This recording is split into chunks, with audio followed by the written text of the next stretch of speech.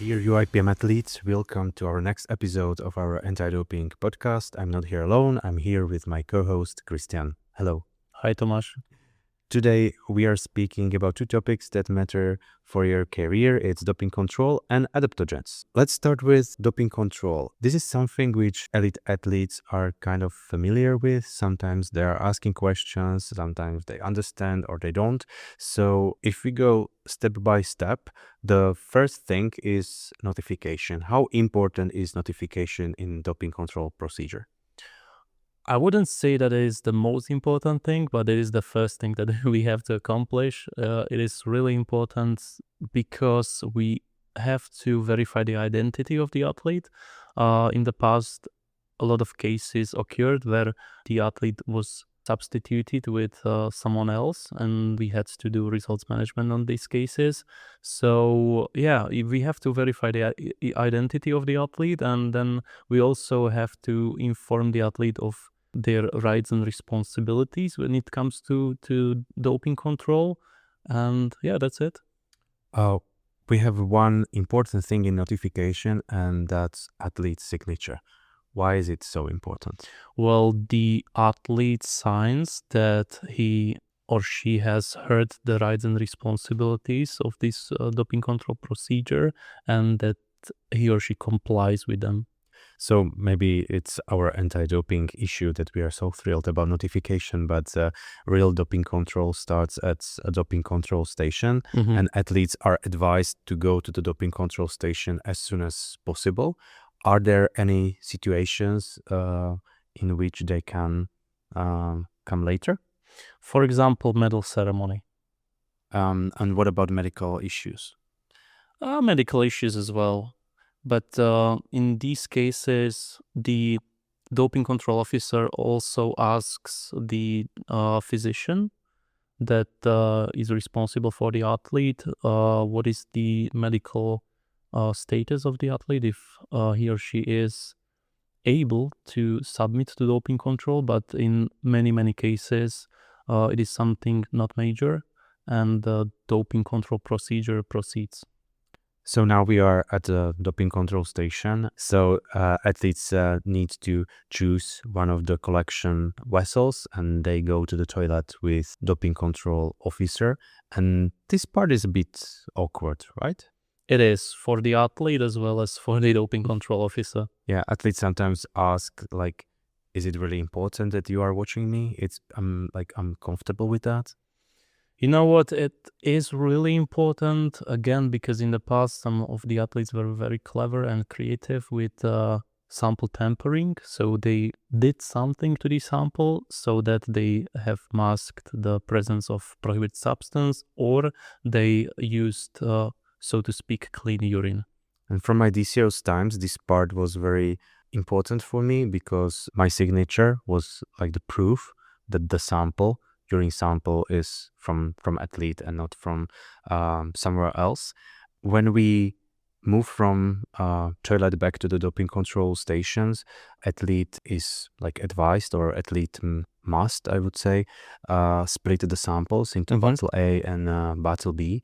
Why we have two bottles? We do have two bottles because one of them is analyzed right away. That's a sample. And the second one is put into a refrigerator, so to speak, or cooling box. And we can use this sample in case of AAF, and the athlete has right to ask for B sample analysis. And it is something that is really in favor of the athlete, because if the B sample analysis is negative, the whole case is dropped. Athletes sometimes ask DCOs that, I'm sorry, I'm a bit tired, or I need your help. Can you split the sample for me?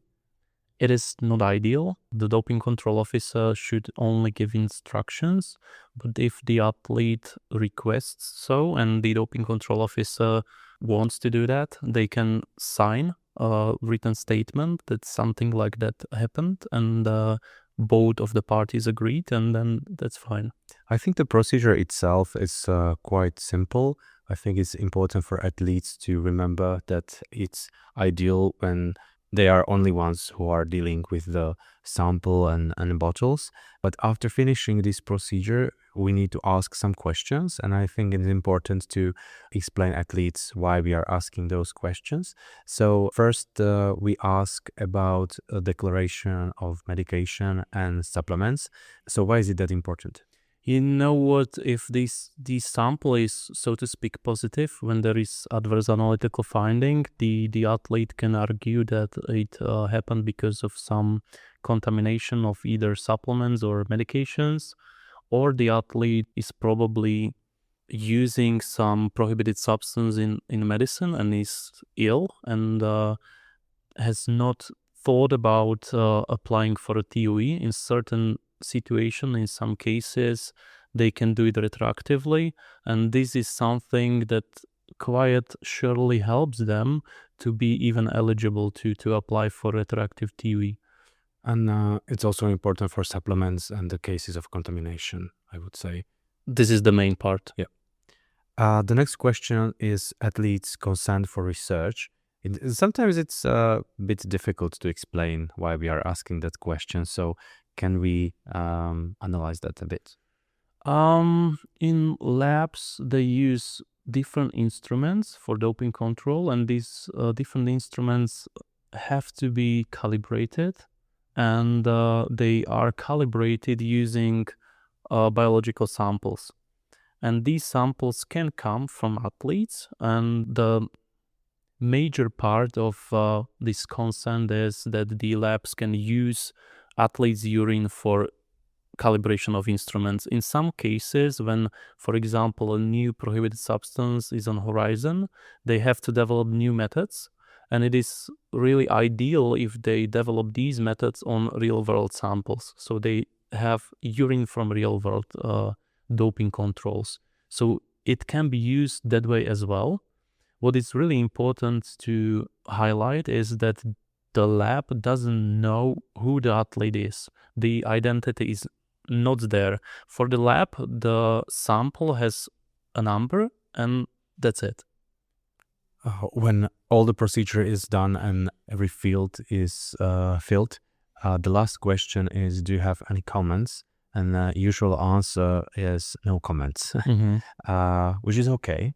But athletes should understand that after stating that I have no comments, then after 2 or 3 weeks, you just can't argue that some part of doping control procedure was not like in line with international standard Exactly. or something like that. So if athletes has like any doubts about doping control, this is the right moment when they should act. It really is. Doping control officers are humans as well, and they sometimes do mistakes. And if athletes see some mistake, then yeah, you just write it down. Quite important question. How many people can be at the doping control station With the athlete. with the athlete? 2 people. Who are they? It's someone that the athlete wants to have there, so it's some support personnel of the athlete. It could be physician in some cases. It could be their coach, could be their mother as well. It really doesn't depend on some certain regulation, and so the athlete has the right to have accompanying person with them, and the second person can be translator. And this is very important because sometimes we see that some managers or people are just trying to like break into the doping control station, which is kind of stressful to the DCO and the athlete as well. So I think the privacy is very, very important, and it's up to athletes who they choose. It really is. Athlete representative. Yeah, we both worked as doping control officers before, and we do have some memories about certain people that were just trying to interrupt the doping control because of some reasons, but the athletes can choose whoever they wish to have accompanying them during the doping control procedure.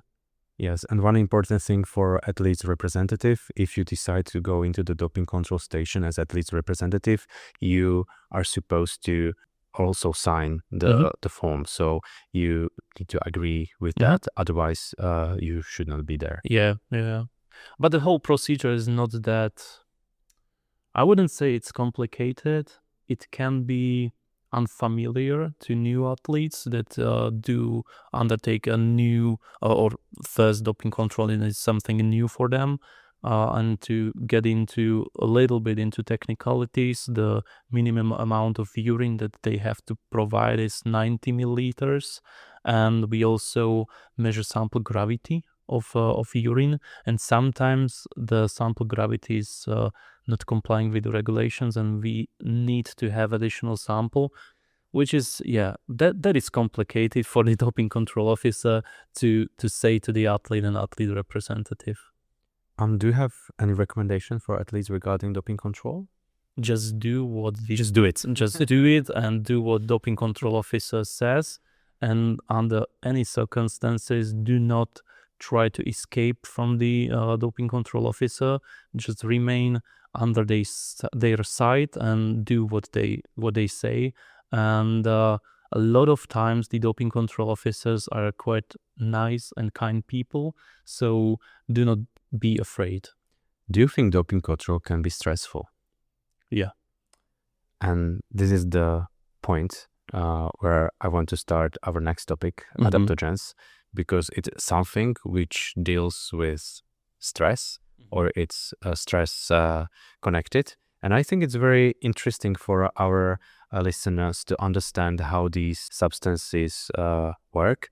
At the beginning, I would like to say that there are many adaptogens, but we decided to focus on most used one, most popular one. I would say those two trendy ones. Trendy ones, yes. So in general, adaptogens are plant-derived compounds believed to support stress resilience.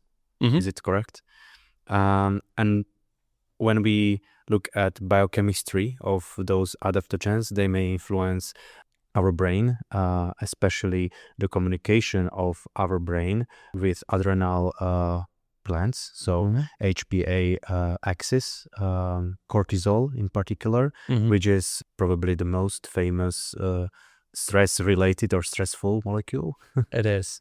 And also neurotransmitter signaling as well. So they're not like stimulants like caffeine or nicotine. They are not doping agents, but they are something like stress modulators. So why is it important to speak about adaptogens? I think that there's just demand on the market. We live stressful lives, and athletes as well are living really stressful lives, especially during the competition periods. And people are always trying to find some solution and something that helps them to do things that they do. And when it comes to stress, adaptogens are molecules that help you to be more resilient to stress. So adaptogens in general can be about stress and chronic stress, I would say, but they can also be about fatigue, about mood, about anxiety. So let's focus on those we know a lot about, and those two are ashwagandha and rhodiola. While ashwagandha is more calming and related to stress, anxiety, and sleep, Rhodiola is more about activation, to like being alert, and it's connected to fatigue and mental performance as well. So this is the first important information. We need to distinguish those. So let's start with ashwagandha, which is very popular from traditional Indian medicine, Ayurveda, which is known for centuries. So it's connected to cortisol and calming the overstimulation. So is ashwagandha scientifically proved to help anxiety and stress conditions? To some extent it is. It has been proven that it reduces the levels of cortisol, and as we know, cortisol is the stress hormone. We can discuss if the stress that we are feeling is positive or negative, but in a lot of situations when we are dealing with high stress periods of our lives, it could be negative, and therefore ashwagandha certainly has some place on the market. In the traditional medicine, in Ayurveda, I have to say it is not used alone as in our Western approach. It is used in Ayurvedic complex of different herbs. And on the market, what we can find are a lot of standardized extracts of this herb called Vitania somnifera, which is ashwagandha's another name. And yet I see a discrepancy between Ayurvedic approach, where ashwagandha is just a part of something huge and complex, where in the Western medicine and Western approach, it is something isolated. Like context is sometimes missing. I think so, yeah. But on the other hand, we kind of appreciate this Western approach in manner that we have something standardized, right? Yes, because we couldn't do research using the very complex Ayurvedic approach, and we just need to have evidence that if something works or not.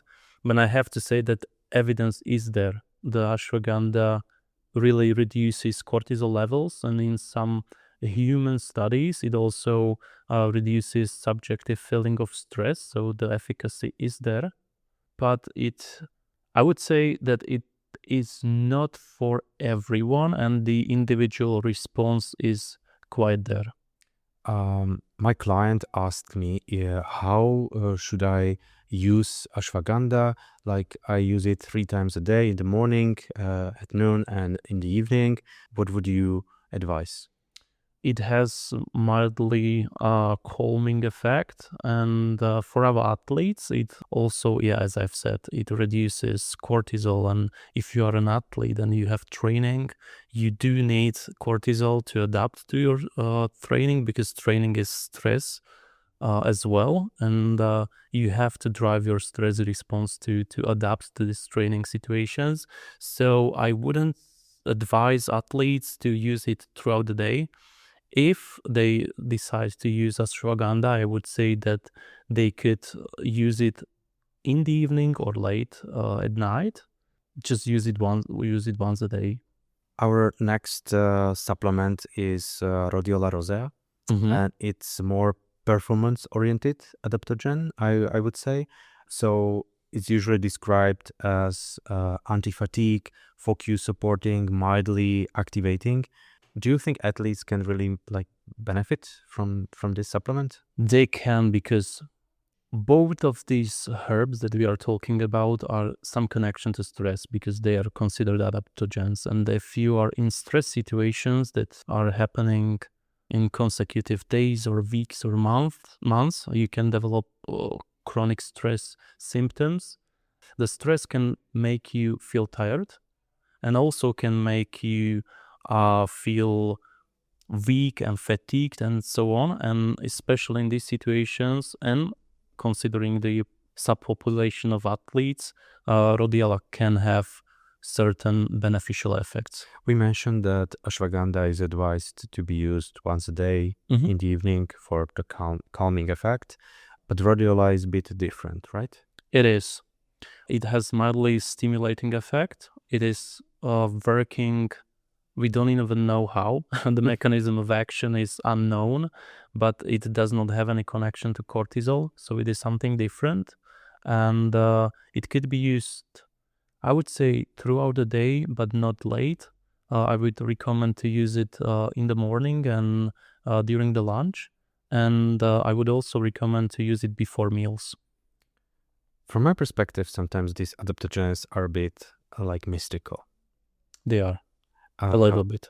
So we summed up that in biochemistry approach, ashwagandha is for stress and sleep, rhodiola is for fatigue and focus at some level, but they are not something like shortcuts. They are not even magic, and I think they do not replace recovery fundamentals. I think that if we talk about elite sport and recovery, it's more about recovery habits rather than taking supplements like this. Yeah, that's the approach. I would strongly recommend to focus mainly on sleep and lifestyle and your training load and these kind of things, and then put just a little bit of efforts to researching on adaptogens. I think that they can be useful tools. If I had to choose, I would probably choose Rhodiola for the athletes, because ashwagandha has less well known and has calming effect. And it also reduces cortisol, which could not be the way for the athletes. I'm not really sure, but yeah, it is the situation with adaptogens. You're just not that sure. One strong argument for choosing rhodiola is that in Europe it is considered a traditional herbal medicinal product, and a lot of emphasis is put on these kind of products when it comes to quality. So they have to be manufactured to the same level as other medicines, and this is a strong point for our athletes because you are less likely to consume contaminated product this way.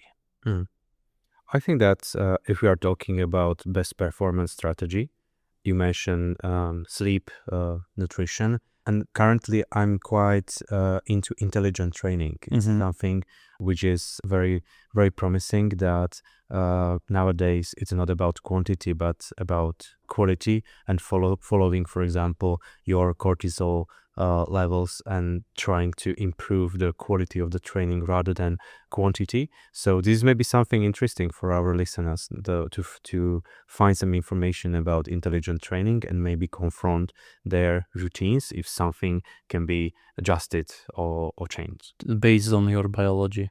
That's very, very important in one sentence. So thank you for listening our podcast about doping control and adaptogens. Thank you, Christian, for all of your advices. Thank you. And see you next time. Until the next time, see you guys.